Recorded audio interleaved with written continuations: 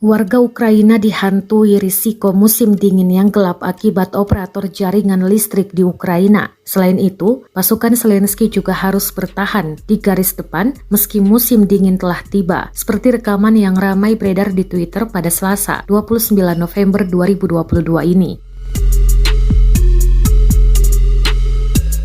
Dalam keterangan unggahan dituliskan, beginilah kondisi terkini posisi Ukraina di Bakhmut. Orang-orang Ukraina bertahan meskipun ada serangan Rusia yang tak henti-hentinya dan kondisi yang suram yang hanya akan bertambah buruk karena musim dingin sudah diambang.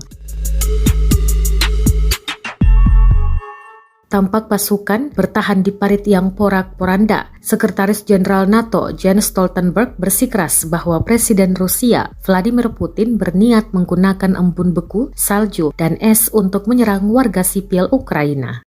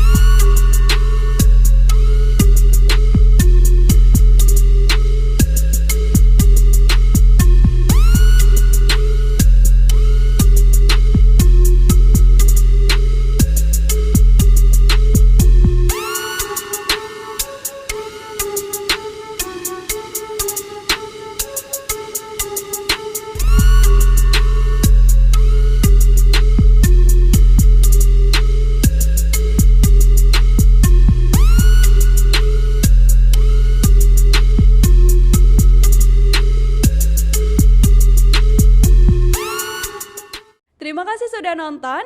Jangan lupa like, subscribe, dan share ya.